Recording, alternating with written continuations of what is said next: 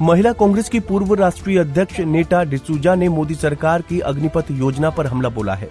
उन्होंने कहा कि सेना में कॉन्ट्रैक्ट पर बहाली के लिए अग्निपथ स्कीम लाया गया है। उन्होंने कहा कि 4 साल के बाद अग्निवीर युवाओं का कोई भविष्य नहीं है। डिसूजा ने कहा कि मोदी सरकार ने युवाओं को ठगने का काम किया है।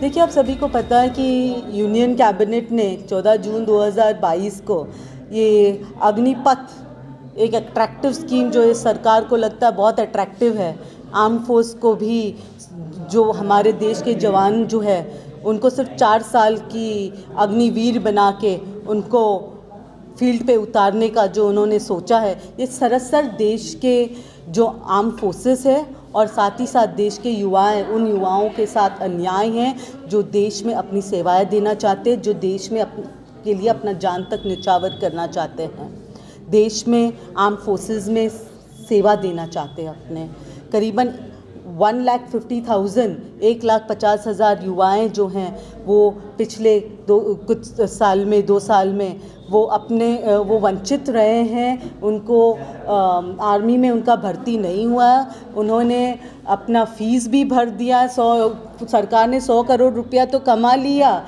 इकट्ठा किया सबसे, जो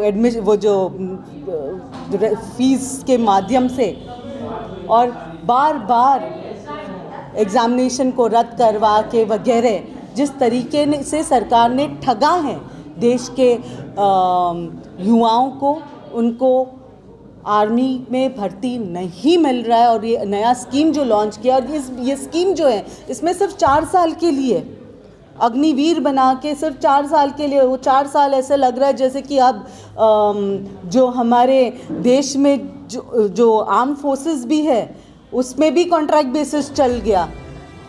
4 साल के बाद इनका क्या भविष्य है? 4 साल के बाद ये। डिसूजा ने बताया कि कांग्रेस पार्टी ने अग्निपथ योजना के विरोध में जय जवान कैंपेन की शुरुआत की है। उन्होंने कहा कि देश के युवाओं को न्याय दिलाने के लिए कांग्रेस पार्टी संघर्ष करेगी।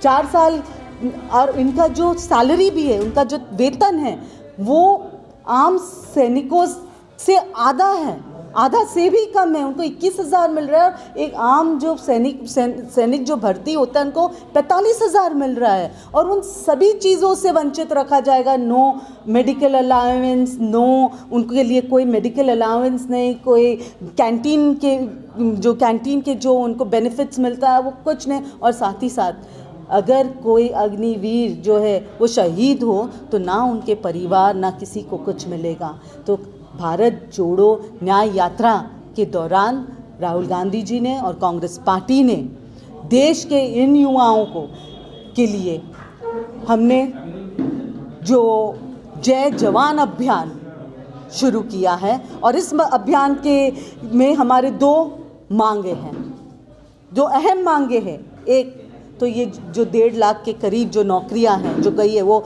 सरकार को उन लोगों को तुरंत नौकरी पे लेना चाहिए आर्म फोर्सेस में। और दूसरा, ये जो अग्निपथ जो स्कीम बनाया, अग्निपथ स्कीम के तहत अग्निवीर 4 साल के लिए, जो 4 साल कॉन्ट्रैक्ट बेसिस पे जो लोगों को, जो देश के नौजवानों को ठगने की जो काम कर रहा है, ये बंद करके जिस तरीके से जो सम्मान के साथ एक इंसान जो है, जो फौज में भर्ती होना चाहता है, जो अपने सेवाएं देश को देना चाहते हैं, उनको उस सम्मान के साथ लिया जाना चाहिए। तो ये जय जवान जो अभियान है, इस तहत हमारे जो पार्टी के लोग जो है वो हर उस घर तक पहुंचेंगे जो लोग आर्मी में भर्ती हुए हैं, शहीद परिवारों के पास पहुंचेंगे। साथ ही साथ उन युवाओं के साथ संपर्क करेंगे जिनको फौज में भर्ती होना है, पर कई कारण से, भाजपा के गलत नीतियों के कारण से वो इससे वंचित है।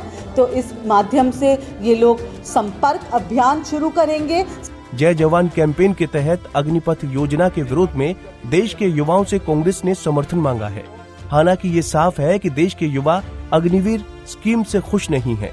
अब कांग्रेस के जय जवान कैंपेन के जरिए युवा अपने गुस्से का इजहार कर सकते हैं। पंजाब केसरी टीवी के लिए रांची से आशुतोष सिन्हा।